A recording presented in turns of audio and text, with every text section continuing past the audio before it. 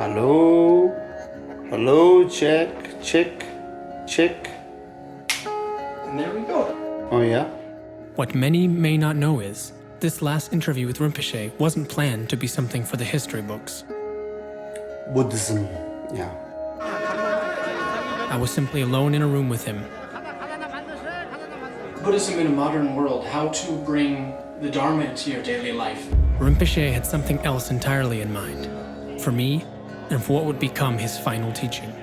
Buddhism teaches the nature very perfectly. When he died on June 11th, 2014, he left a huge hole in my life and in the lives of countless others. Dear friends, the Buddhist world has been cast into darkness. Tibetan Buddhism has lost in this life one of its greatest torchbearers and masters, His Holiness Unzik Shamar Rinpoche. What follows is the story of his passing over the momentous 49 days that followed. The Kamakaju tradition has lost a supreme leader and one of our lineage holders.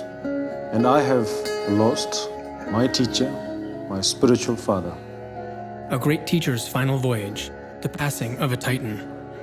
A story told through the words of those who knew him best and the lens of a man whose life was changed forever.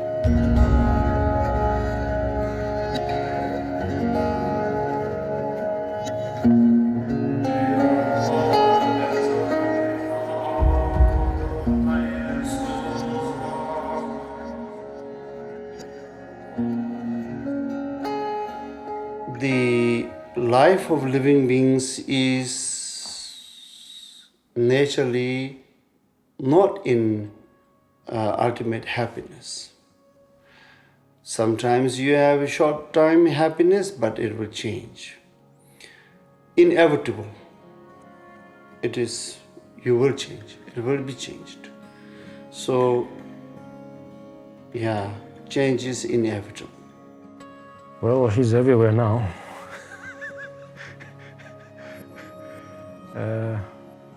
Again, it's a different kind of teaching. Sometimes I still feel I cannot figure out. Rinpoche came to Dogpo for a teaching, actually. And they asked me if I would take some photos and a little bit of video, which I was just starting to dabble in at the time. It turned out it was just the two of us in a room. And Rinpoche actually cut me off in the middle of my first question. And he just started teaching. And it became very clear later on that this was something he really wanted to say. And funny enough, this actually became his final teaching. Well, in English we have words like miss, whereas in Tibetan we really don't have a word for it. The only word we have is actually something more close to like saying I remember. Yeah. So when we say in casual sort of conversation, I miss you, if we translate that into Tibetan, it's like saying I remember you, you know.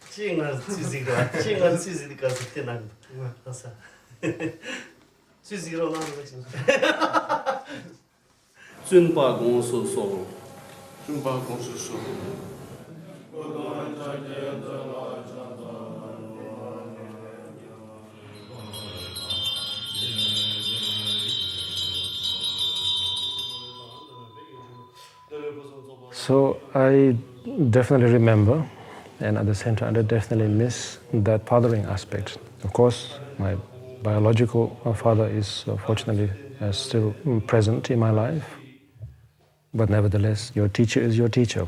The physical presence is just a skillful means, but the real teacher, one could almost say, resides everywhere, in a form of difficult situations, tough situations, challenges, where something sweet is needed, done accordingly, when something bitter is needed, done accordingly, That's something you miss, of course, when the physical presence is not there.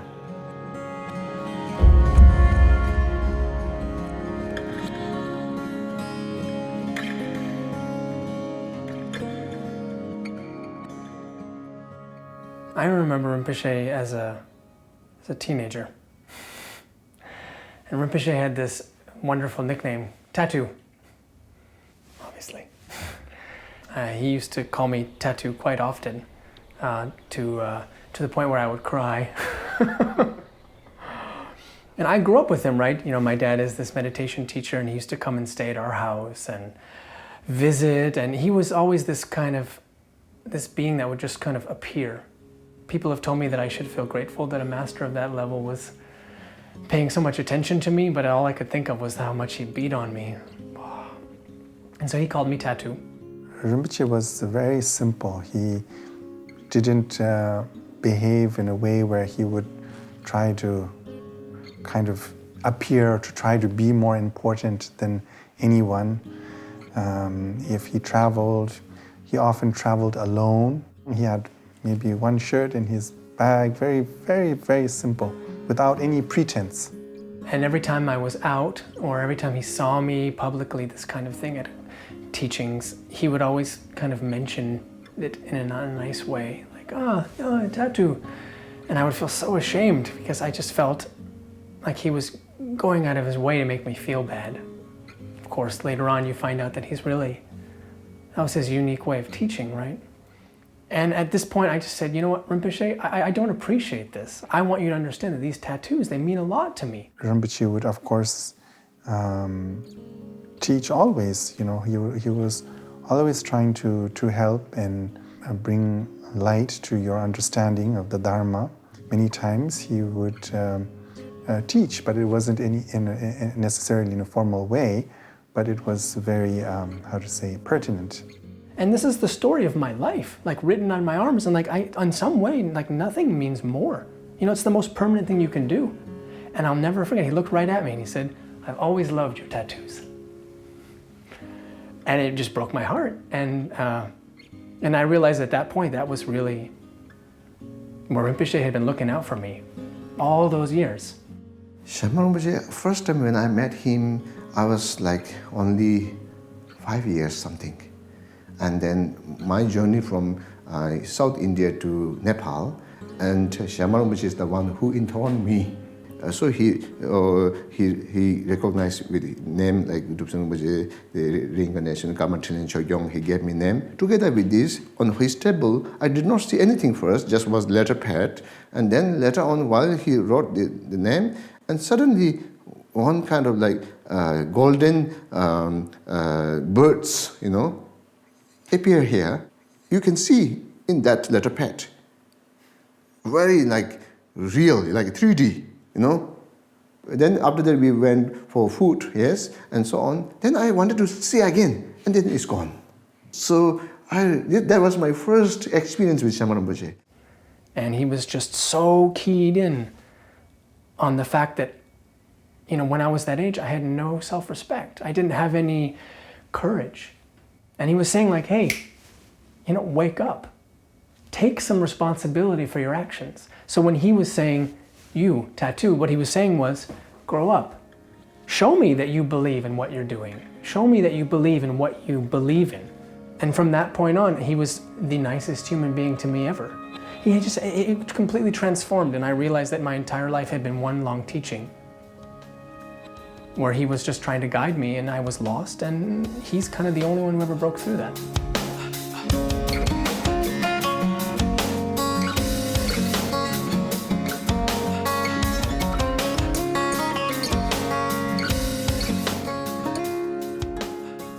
It was 2009.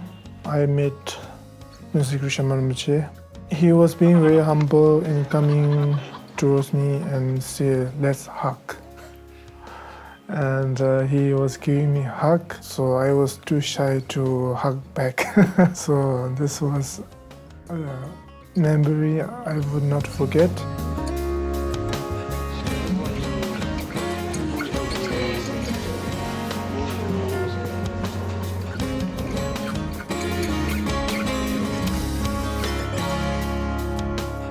And I remember when I was small, when I was going with Shyama Rinpoche for Kora in Bodhgaya Stupa.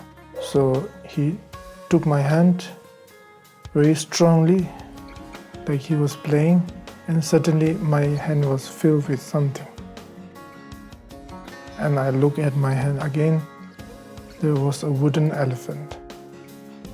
The Buddhist Union of France had received the gift of the relic of the Buddha, and they had entrusted Tabuka Julin the care of the relics. And it coincided unplanned with the visit of Shyama Rinpoche. So Shyama Rinpoche taught in front of the relics, and so that was very auspicious.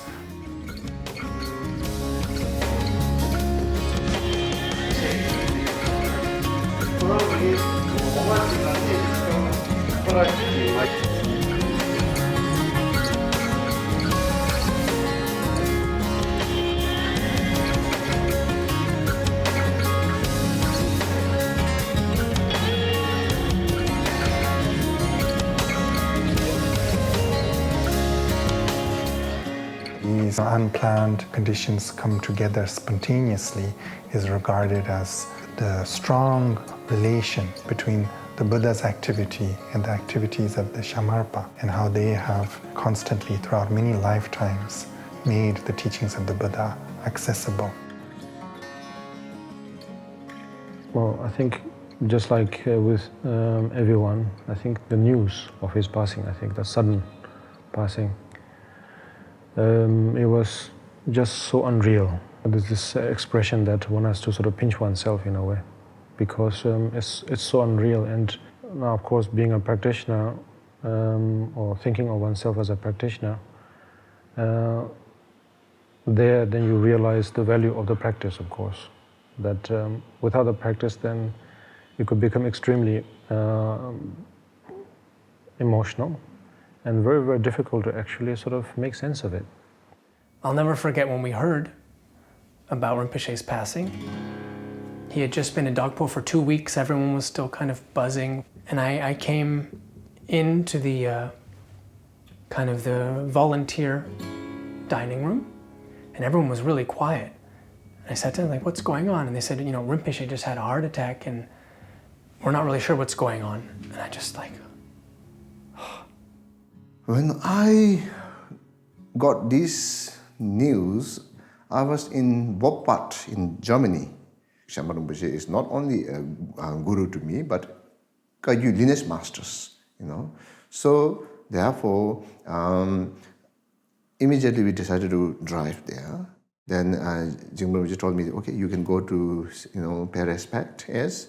Then when I entered that room, first time when I saw that Shyama Rinpoche, I couldn't believe that he passed away.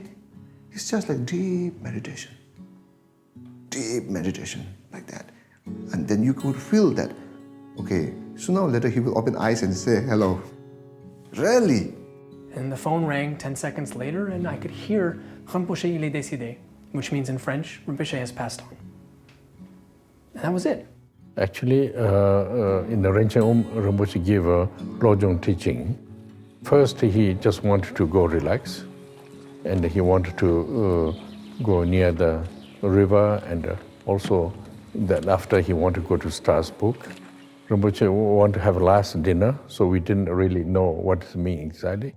I remember feeling really, really sad for about 90 seconds. And I don't know why, but at some point it just changed. And I just felt like he became immensely more powerful for me, like instantly. And I was sitting at the breakfast table, and I went from crying to feeling like he was sitting right next to me. And to be very honest, it's like 6 years. I don't feel any different today. He's always right here.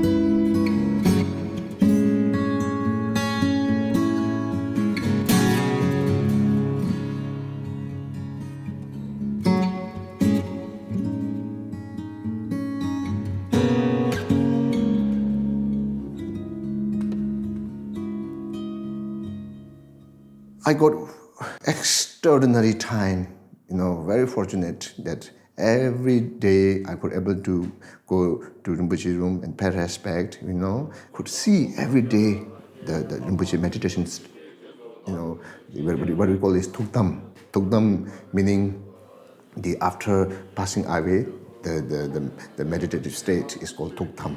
So I could witness each and every sort of like this time until the full moon that he completed his meditation, Tukdam. Sometimes when you enter, the room is filled with, the special smell.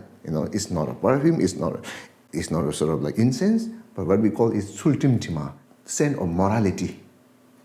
This is possible when this kind of great master, realized master passed away. This is possible. Exactly this is my first time I experienced this, sense. And kindly, the town offered its grounds, and particularly there was a church there that they offered us to use it. This was recognized, and the local community, Christian community, felt very honored to have Rinpoche's body present there in the center. Although he was not, particularly a Christian saint or anything, many people had this kind of regarded him very highly. And so, of course, from the teacher's point of view, they actually know that it's not the end, of course. They do know that. They have the ease and the comfort of actually letting go of their body whenever needed. Of course, on the other side, we don't know that, so therefore we take it very personally and emotionally. So sometimes it's like so bright with radiating lights from his, the head side. Then the 15th full moon day morning, then he completed his meditation. Then the smell of morality is gone. So before morning, early morning, Rinpoche called everywhere, America, India, and everywhere he called, give the instructions to the people who needs. Then after around 9 o'clock, actually he wanted to have a breakfast together, everybody. So they prepared in balcony, everybody settled the breakfast. Obviously consider your emotions, of course, because you cannot just toy with others' emotion and just disappear whenever they think they should take a holiday. But they do it in such a way that they know that there is no other way to wake you up. Then around just after 9 he came and sat there, talked a little bit, and then suddenly then he just passed away, Suddenly he was gone. Of course, Rinpoche kind of hinted many times, we don't want to hear that or, accept impermanence and accept his passing. But he had given many indications that he was going to pass. Also, another time I remember we were, talking, and I don't know why, but we came to speak of Rinpoche's age, and I said, I hope Rinpoche lives much longer. Oh, maybe not. Something like that. In Singapore, he said, okay, now this is my last meeting. What means that? No, he never said that before. And then he said, okay, this is my last meeting now, last time. He also told in India or Nepal, okay, now my duty is completed. Now my duty is finished. Okay, now Karma Bay is going to do everything. Very clear, very clear. So at the moment, of course, it was so unexpected, and it was just kind of like unbelievable. All my life, Rinpoche had been there, and he's kind of a reference, someone you rely on, and then suddenly he's not there anymore. It's something very, very sad, and a kind of great loss, great void that's there. Yes. Everything he would say was just coming out of him. And at the end, I thanked him and I said, Rinpoche, I hope that in the future I can travel with you or do some touring with you. And he said, yeah, of course. This summer, you and I, we're going to go on a tour together. 2 weeks later, he was dead. And actually, the tour he was talking about was me following his body from Germany, where he passed away, to Kathmandu, where he was cremated. And these 7 weeks, the 49 days, changed my entire life completely.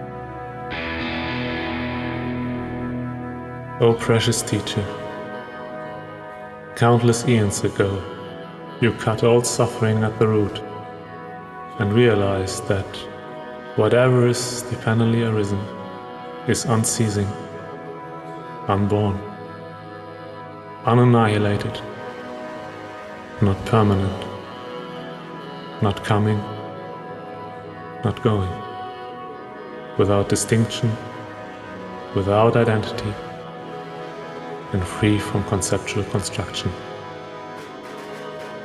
Yet I, for whom those are just words, am struck with grief on this sad day that you, Shamapami from Shukilojo, stop manifesting in this world.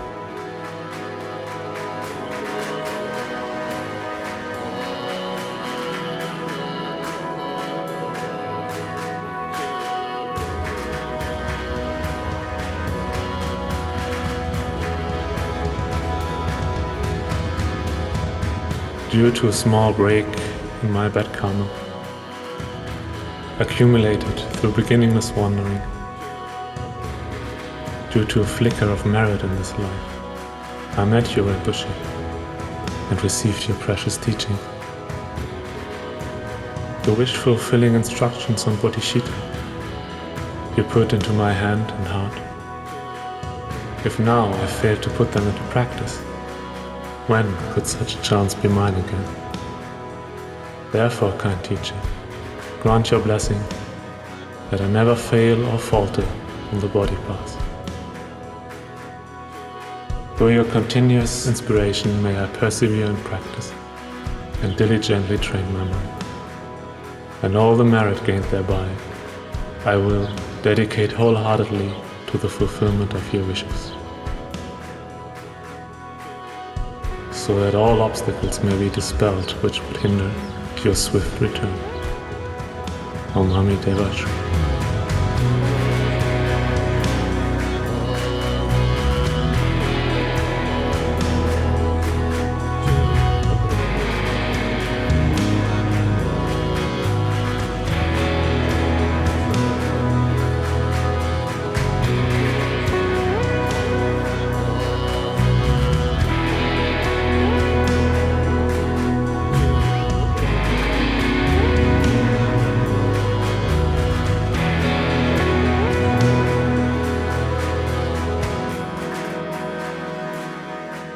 Somebody distributed a red rose.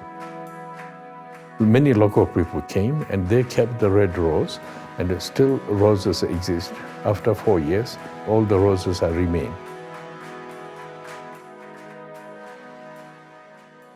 We just become too comfortable, yeah.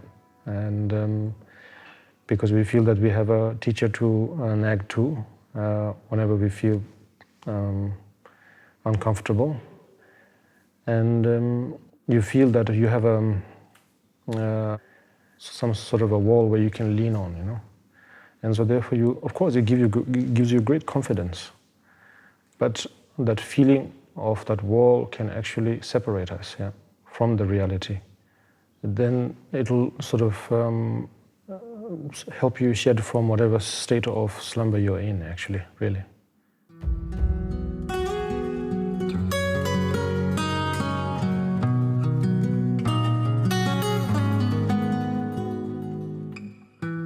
When I saw his first remaining body,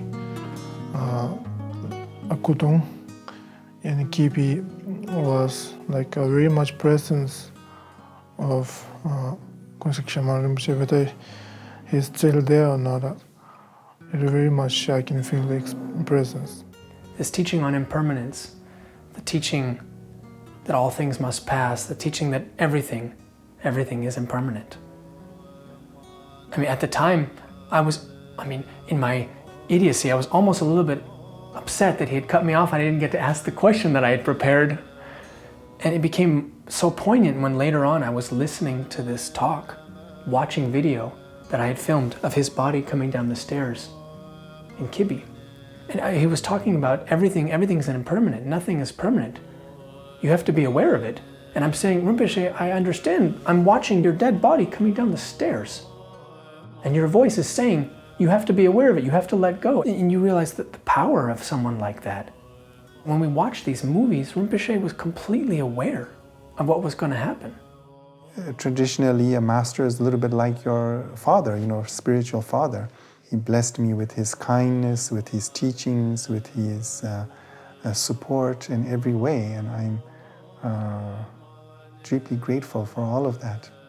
So Delhi was during summertime. We don't have really proper coolers. We had to stay in Delhi more than a week actually, and we did all the pujas. Kudung was in the temple. All of the people came from different part of India, and the respect and the prayer with the presence of the Kudung. One of the things that kind of was quite astonishing, normally, when masters are passed away, after a few days, the body is wrapped in salt to conserve the body. And for late Shaman Rinpoche, none of those had been done. His body was just put in a casket and taken by plane to Delhi, and it was the hottest months in Delhi. And Rinpoche's body was intact. None of the signs of putrefaction or smell or anything whatsoever. That was kind of like unbelievable to me. It was so extraordinary. All of those are signs of his realization. Everything was completed. He prepared everything. And then, he knows, everything, what is going to happen and when he is going to leave and so on. It's very beautiful, and that is very inspirational, how he managed, how he started, how he completed all the tasks.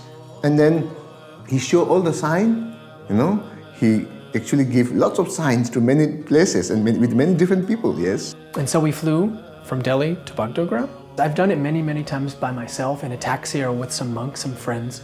And Rinpoche, his Kudung was in an ambulance, of course decorated with many, many flowers also, but with the sirens on and the police and the army. It was like totally unbelievable. And these roads are very, very, very small and narrow, and it's kind of like a jungle. And lining all the way down from Bagdogra all the way to Kalimpong was just like hundreds and hundreds and thousands of people from all these different villages, and many monks and lay people, and all of them, I'll never forget, they were always wearing like beautiful colored robes and saris and the earrings and the brocade, and everyone lying on the street, and they all wanted to throw a kata into the back of the truck. And so we were going at like 5 miles an hour, and then we'd stop, and people would rush and push in this, crazy Indian way. Everyone wants to bum rush and throw in, they want blessing, everyone wants to touch, and they're falling all over each other, but also it was really beautiful, and we stopped 25 or 100, 100 times. It was a presence of experiencing a deep awareness, a bodhisattva changing his body into a new form.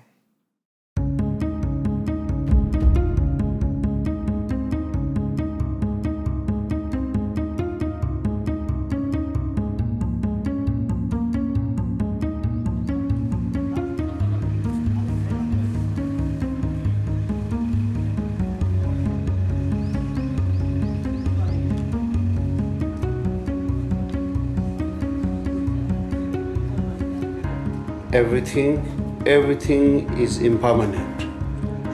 Nothing is permanent, so you should be aware of it. Therefore, you should not be surprised when you see something is changed. yeah, not permanent. So you should accept it, you should understand things are not permanent. If you think whether there is chance to be liberated or get out of these problems or sufferings, yes, there is. Why? It's naturally there, naturally. It is not that you have to depend on somebody's blessings. The cure is within you.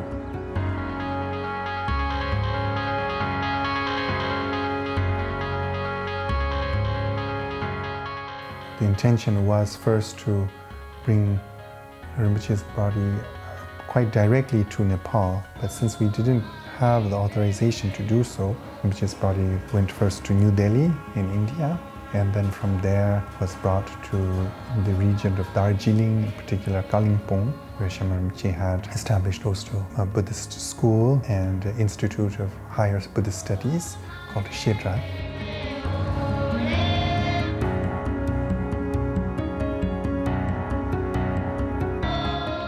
The morning we start in the Kibi, fly from Delhi to airport to Bagdora, and then we had to go through during the 3-4 hours journey with the car.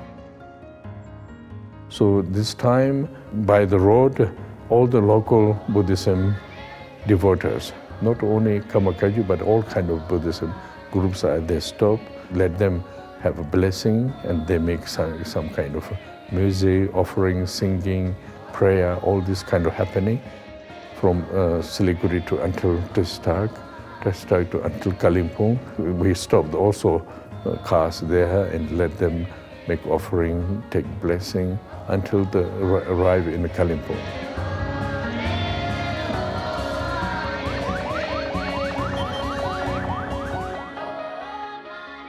All the phenomena does not carry any substantially existence or ultimately existence. It carries quality of illusion. Therefore, Buddhism is a great knowledge. Buddhism follows the nature of phenomena.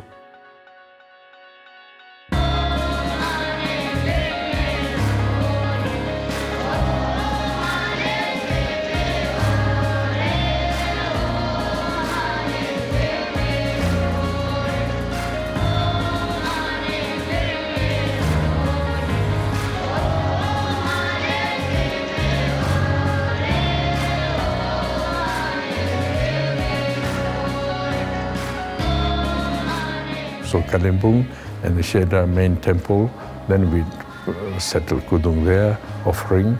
Then every day all monks did pujas. Several different monasteries also came, different day, different time. They all came and respected Kudung.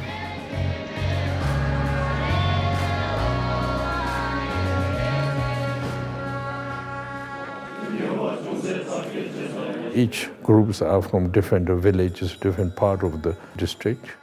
So they all came during the Kudung stay there a little bit more than 1 month.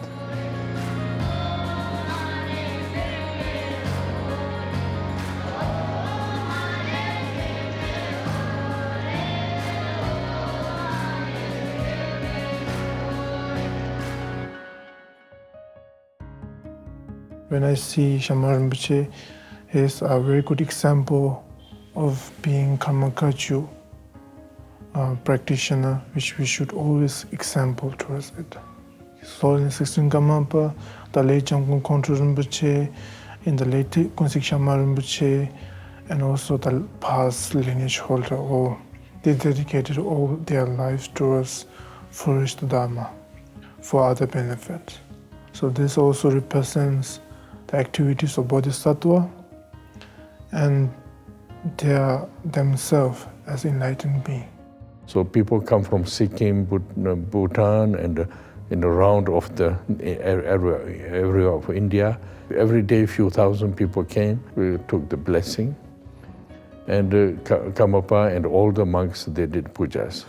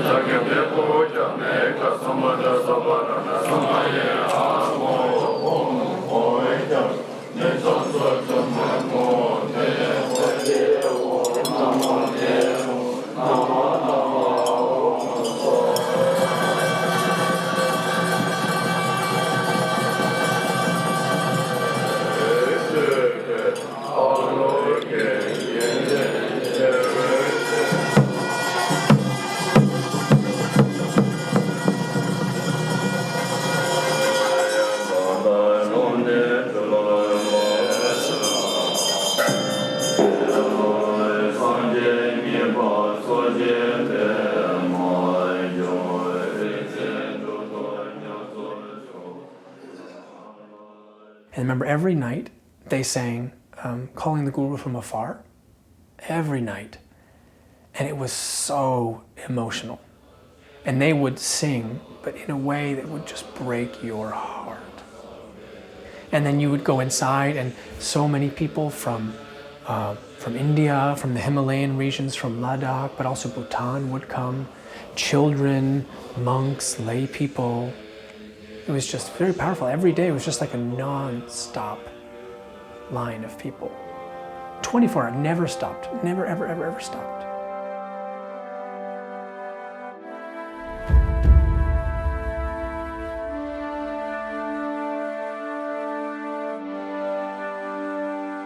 Buddhism, yeah.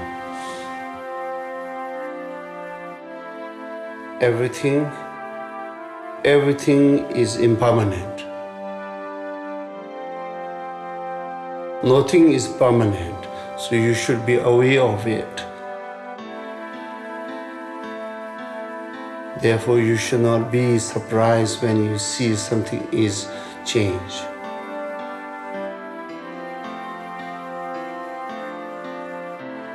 Yeah, not permanent. So you should accept it, you should understand the things are not permanent.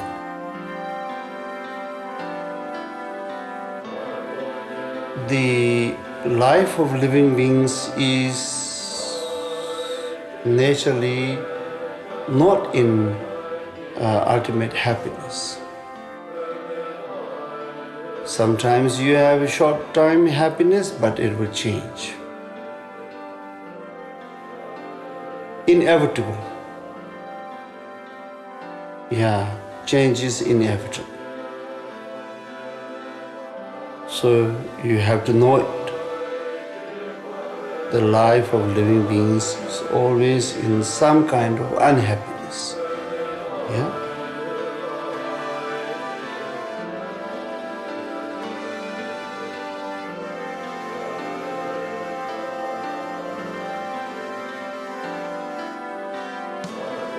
The stream of the mind has no peace. Therefore, not ultimately in the happy state of mind. You can eliminate the unhappiness. As long as you have a problem, then you can solve this problem. It is also nature. You know, you can be liberated. Your mind can be liberated from your problems, from your ignorance, such as. And whether you are in any lifestyles, you can use this precious knowledge to improve your wisdom. And by knowing so, you can cure the problems. You can develop the cure from within it. As long as you have ignorance, then you have antidote, wisdom. Yeah? So meditation is invented by knowing the problems, how to solve it. Yeah? How to increase the wisdom to overcome of your illusions. So meditation follows the nature. It is nature antidote.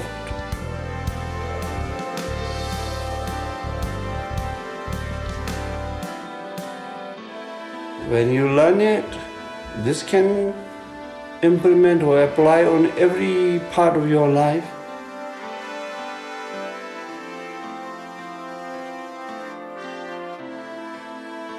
It will bring great result. It will not mislead you forever.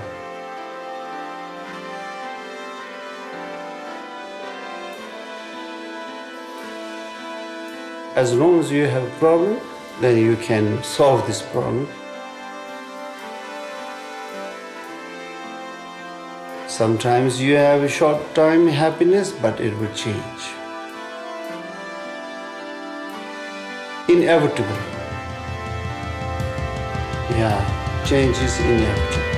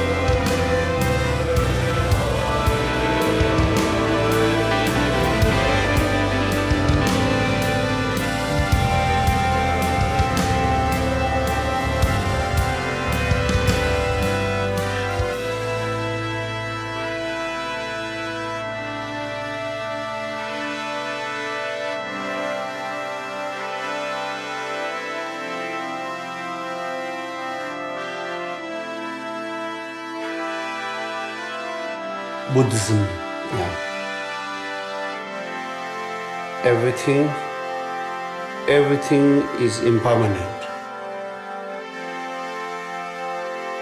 Therefore, you should not be surprised when you see something is changed.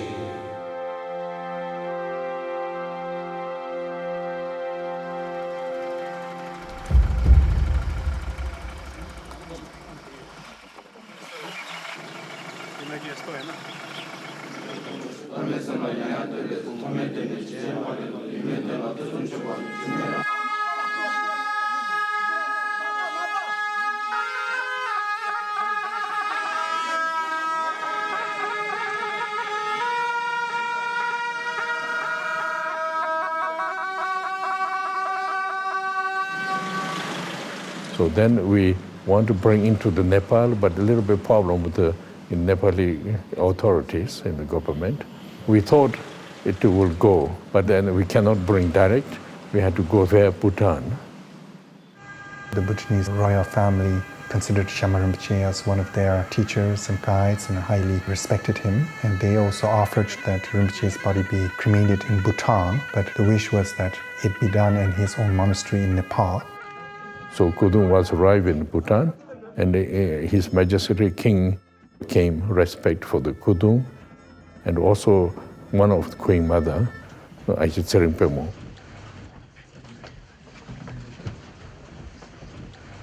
And then there is all the Prime Minister, devoted Bhutanese. They stay 1 or 2 days in Bhutan. Then we could brought to in Nepal. Then we have the problem with the obstacle in Nepal, But actually, due to the problem in Nepal, in connection in Bhutan, everybody could connect with the Shyama Rinpoche's Kudung. Otherwise, if there's no problem, those people cannot connect with Shyama Rinpoche.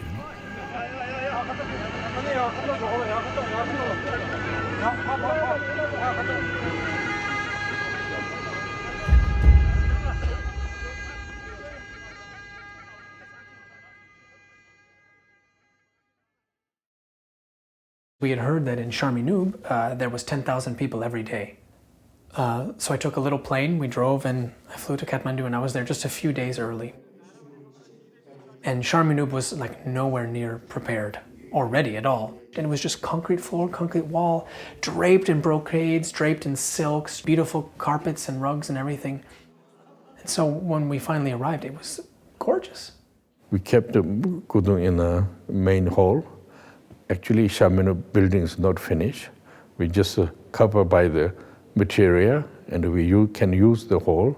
And we did prayer. We did Kudung there, and our monks, all the Kamakaju monks from the different monasteries of Nepal, they all joined together, over 1,000 monks, and every day did puja. Meanwhile, all the Nepalese, different ethnic Buddhism, some are Mahayana, some are Theravada, some are Vajrayana, and different tribe people.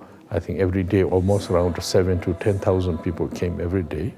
He was definitely a very skillful and also a very strong father figure, yes. Obviously, when I left my parents at the age of 11, then for a child, from a human perspective, of course, the parent figure is very important. Yeah. Teachers are your non-biological parents. Yeah. I'm sure he must have been trying to wake me up in former lives also. From the moment Rinpoche's body arrived in Kathmandu until his cremation, there were just constantly these, not really rainbows, kind of rainbow-colored clouds. There's a number of pictures that have been taken of them that occurred, which were quite amazing to see. I'd never seen that ever before. First, the Kudung arrived to the airport. Karmapa would come a few days later. And so we came to the airport, and I remember they had arranged for a motorcycle for me because I needed to film it. And then the Kudung arrived, and they brought it out on a truck. And then we basically left the airport, and it was, again, 100, 200 cars. But actually, I didn't ride on the motorcycle very much. We were running. I think there's different ways of mourning. One way of mourning is mourning a loss, and it's kind of emotional and so forth due to attachment. Here we are in the presence of a highly accomplished master who is just pursuing, so to speak, his activity. And I'll never forget, I mean, it was endless people as far as the eye could see on all sides. I mean, unbelievable. Like, you'd look from the side of the road as you were blurring by, and like there was not one spot. The entire way from the airport all the way to Sharmanu, there was not one empty spot. The roads were just completely lined with people. And then we'd slow down and there would be traffic, and then I'd jump off the motorcycle and you'd start to film. And at one point it would start to move again, and I lost my motorcycle because there's like 50,000 of them. It was like a parade. And so I just jumped on somebody else's motorcycle. He's like, come on, come on, come on. And so these little Nepali guys were driving me around, and I jump off. I couldn't find my guy again. So another guy, I got you, I got you. At one point, I felt a burning sensation and my foot was touching the exhaust pipe. It was the only thing holding me from falling off. I was stabilizing myself against the exhaust of a motorcycle. I totally burned my shoe. And so it's not necessarily anything to be sad about for him. Of course, it can be sad for us because we don't have his physical presence, but doesn't mean that we don't have still his continuous blessing. And it is mainly an occasion for each and every one of us to practice. And then, you know, they came finally in and they were taking Rinpoche's body upstairs. And it was just like so crowded and yelling and screaming and pushing because there was, you know, the hallway's only 3 feet wide and there was endless amounts of people trying to get upstairs. And I thought, oh no, they're not gonna let me in again. I'm gonna miss this. And actually I remember one of the Kibi monks, he separated his legs, said, Tokpa, go, go, go. And I dove and I crawled under his legs to get upstairs because behind me there was like 1,000 people trying to push to come inside. And they put Rinpoche's body down on the big shrine, and all the Rinpoches and Lamas that had come from India paying respect. Many of them, you could see it was their first time seeing the Kudung.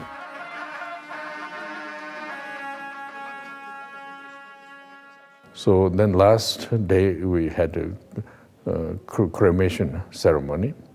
So there from such a lineage, Lodin Khen Rinpoche and also a few of his important lamas. And then Chögyam Nyima Rinpoche and Choling Rinpoche, there is one group. Then Thuram Jatu Rinpoche, of course His Holiness Karmapa. Then 4 different sides, Yidam's practice, and during day of cremation, then they did cremate, you know.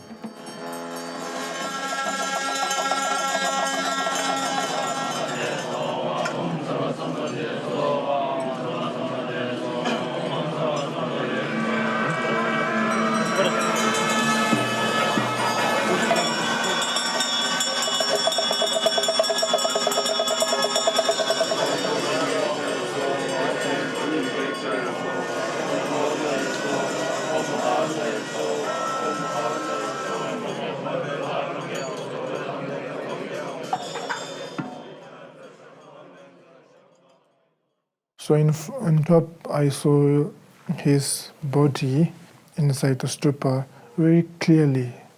And this was feeling of seeing a great bodhisattva. And I feel like this is my lifetime experiencing to see a lineage holder being burned away in front of my eyes.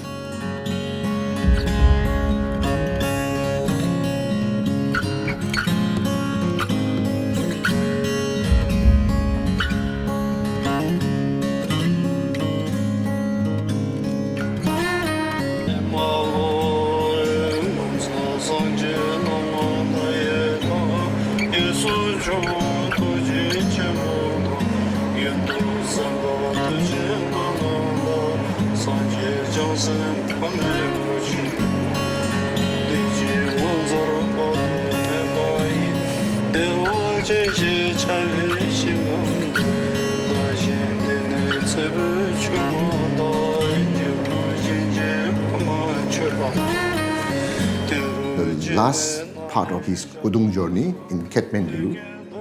Journey from airport to Sharminur, Rinpoche Kudung was one truck and decorated with beautiful flowers like a Pure Land, like a Pure Land. And then we brought from airport to Sharminur. It was also very fortunate for me to serve the Kudung.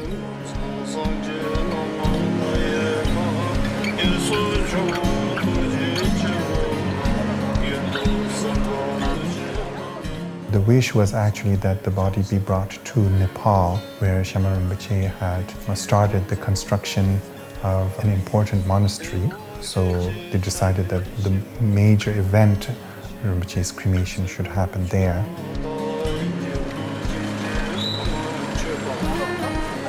For a body to travel, it's more difficult than for a living person to travel. You need many authorizations and permits. We did not obtain immediately authorization, and the Nepalese government saw the importance of who Shyama Rinpoche was. They discussed it in the Nepalese parliament, and finally the Nepalese government changed all of its legislation to permit the remains of Shyama Rinpoche to be brought to Nepal, and then the cremation happened there.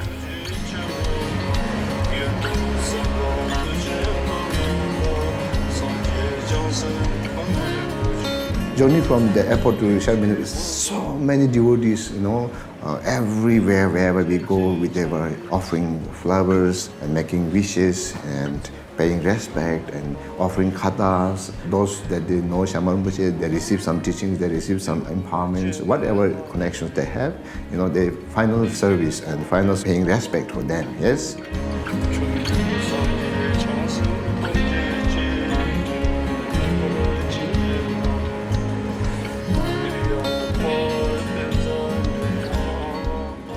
In order to have this, there's some problems. Without a problem, most people, there's no chance to able to see. So it's kind of really is a bodhisattva's wish. And according with the wish, one circumstance makes everybody can connect it. So this is what I discovered,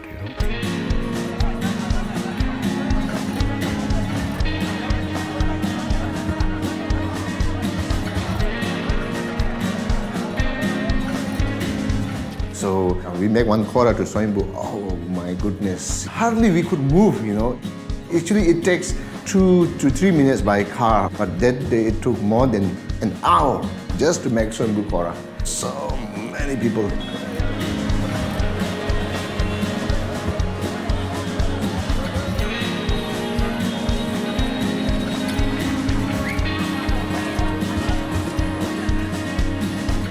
Of course, it was wonderful feeling. Thousands of his students were there at Sharminur and Swayambhu, and on the road also so many, hundreds of people paying respect.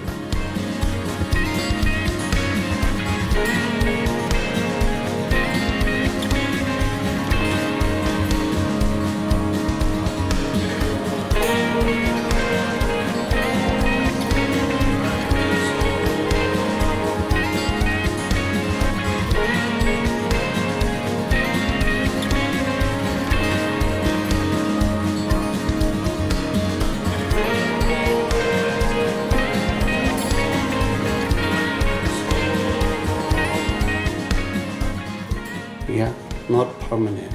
So you should accept it, you should understand the things are not permanent. Dear friends, the Kamakaju tradition has lost a supreme leader and one of our lineage holders. And I have lost my teacher, my spiritual father. It is natural and understandable that everyone is deeply affected by the passing of Shyama Rinpoche. Many will be asking, what now? What next? There is no need to fear for the future.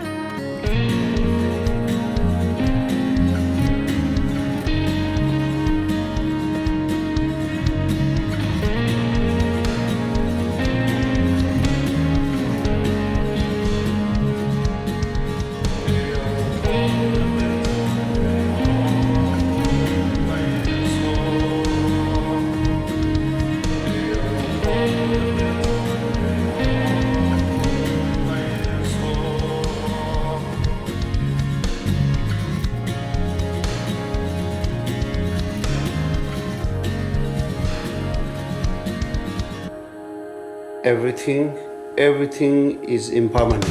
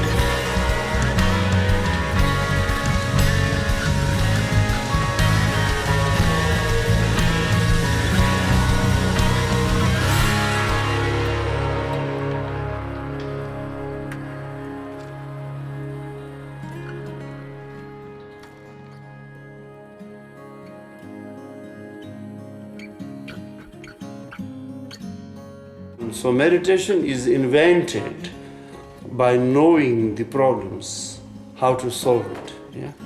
How to increase the wisdom to overcome of your illusions. So meditation follows the nature. It is nature antidote. Yeah? So once you learn the meditation, how to improve your wisdom, how to overcome of all your illusions, all your ignorance. So when you learn it, this can implement or apply on every part of your life.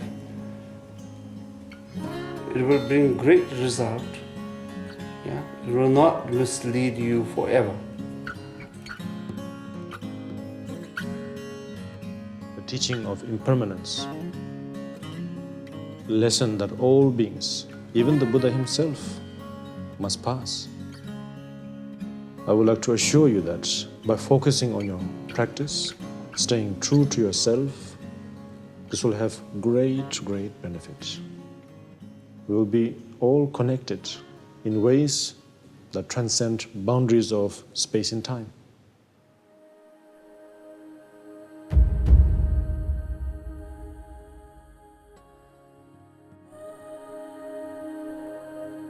Now, when Rinpoche is passing away, we cremate Kudung and then distribute relics all over the world, actually. Because everybody put a small Amitabha Tsatsa statue in their meditation support, then there is always connections there. I will always see him as that father figure. I will always see him as that teacher. Very skillful, yet at the same time a very strong presence, a very strong character.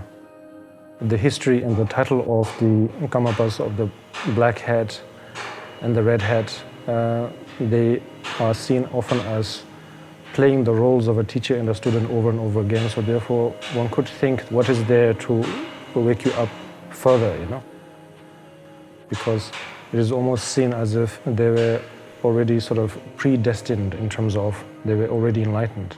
For someone like me, I think I definitely need that kind of presence, I think, yes. What struck me as the strongest part of this whole journey was when I was putting together the final flame. And I remembered that Trungpa Rinpoche gave me a recording of Shamarpa singing Emaho, the Daewashen prayer. And I said, you know what? I'm curious if it would fit. I took the recording and I just laid it right on top of the song and I hit play and it fit perfectly. I didn't do anything. Rinpoche had been dead for 2 months and he was singing on top of my song that I had just written. And at that point, I cried for 3 days straight.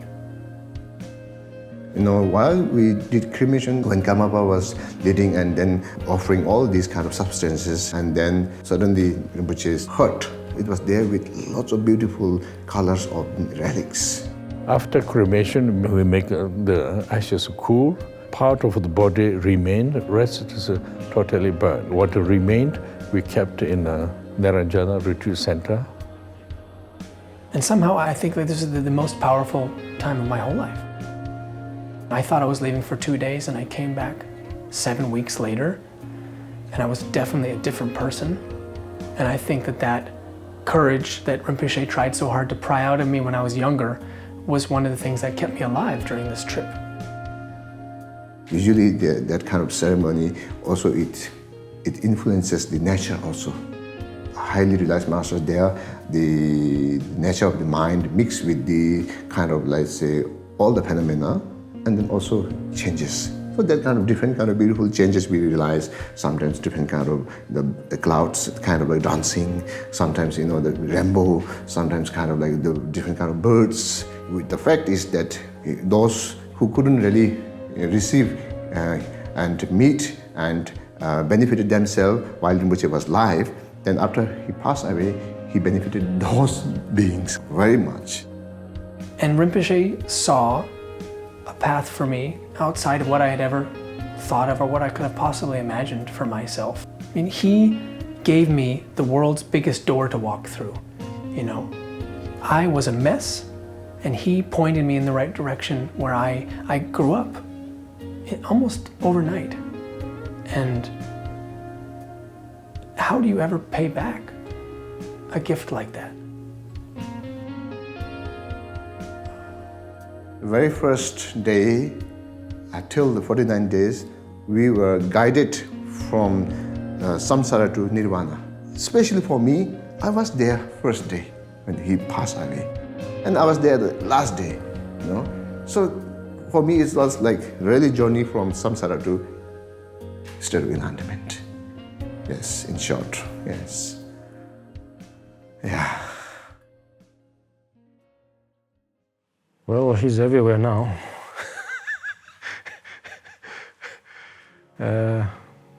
Again, it's a different kind of teaching.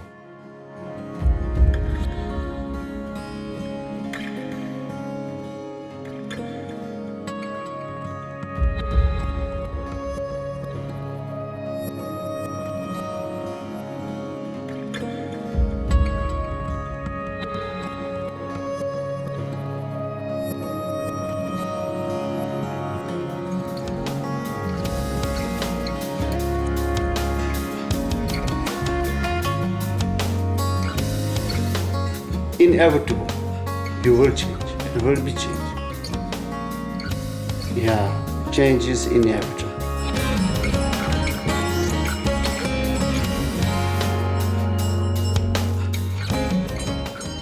During that time, if you are able to absorb all of it without much difficulty, let's say, then later in life, when you are in a situation where your spiritual guide is somehow either distant or you are far away, then you can begin to also somehow relate to the challenges in life, almost as if the teacher is right there and it's his or her play sort of thing,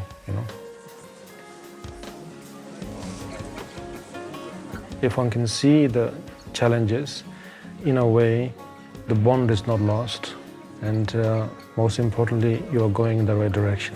Yes. That's when things are going quite right.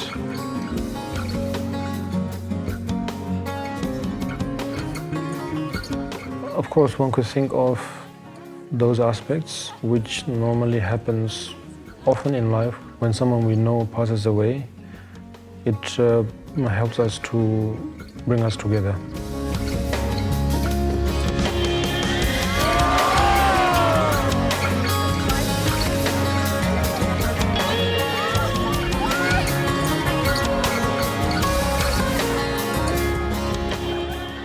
There are many reasons that we yet to see.